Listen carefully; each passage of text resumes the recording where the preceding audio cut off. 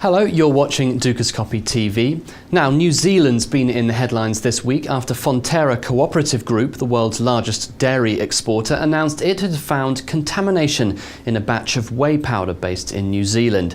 Well, one of the country's biggest exports are dairy products to hungry guzzlers such as China, particularly baby food. Today I'm speaking to Shamubeel Eaqub, a principal economist at the New Zealand Institute of Economic Research, and he joins me now. Mr. Eaqub, thanks very much for joining me today. Now, first off, let's just get to the bottom of this food scare in New Zealand. It happened a few days ago, but some sources are now saying the discovery of contaminants is not having any effect on the economy whatsoever.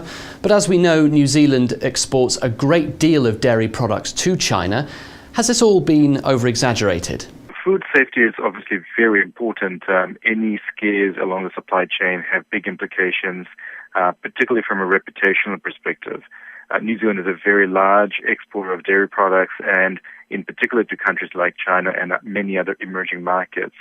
The latest scare was fairly contained. It was a very small batch of whey product, but that was further used in other processing, including baby milk and baby formula. So that's really why it's become a very emotional issue. All the reports that we've had is that most of the contaminated product, in fact, all of the contaminated product has now been identified and stopped. So the risk of further health scares is unlikely. And how are the markets reacting to all this? I think immediate reaction was, as you would expect, a bit of shock and a lot of uncertainty. The currency came off, the stock market came off a little bit. But in the immediate aftermath, within the course of the day, everything seemed to rebound and go back to more or less where it was before.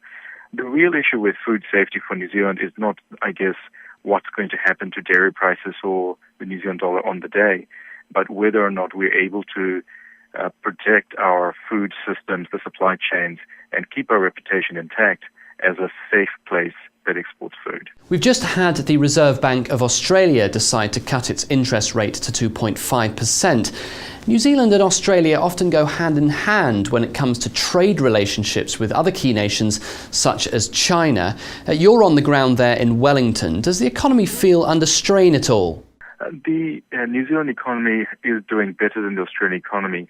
The underlying economy is improving on the back of a number of things. The Canterbury rebuild following the earthquakes is really starting to gather pace. The Auckland economy is growing quite strongly, and there is a general upward movement across the domestic economy. The real weaknesses and the risks are really from our export sector. Both China and Australia are two top trading partners, and the slowdown in demand from those countries is starting to bite on the export sector, and that's really the biggest risk. Now, from a macro point of view, what overall direction is New Zealand going as far as its economy is concerned? And what are some of the key factors currently affecting decisions made by the Reserve Bank of New Zealand and the government? Yeah, the New Zealand economy is improving. It's coming off from the deepest and longest recession on record. The pace of recovery is gradual compared to past recoveries, but it is better than many of our major trading partners. The real underpinning drivers of the economy at the moment is very much the private sector. A lot of it is the general recovery in spending and investment, but it's very gradual. We've got also quite a strong uplift in the housing market in Auckland, which is a double-edged sword. While it's encouraging that we have an economy that's strong enough for people to make big investment decisions, house prices in Auckland have reached the highest level on record. Average house prices are now 8 times average incomes, and that is now starting to pose big risks for financial stability should something happen in the scale as it did in places like the US. So it leaves us in a very difficult position where the Reserve Bank of New Zealand, it doesn't want to raise interest rates yet because there is very little inflation in both wages and consumer prices, but at the same time they're very concerned that rising house prices are going to create issues further down the track, particularly with respect to financial stability. Okay, that's all for now. Thanks for joining me.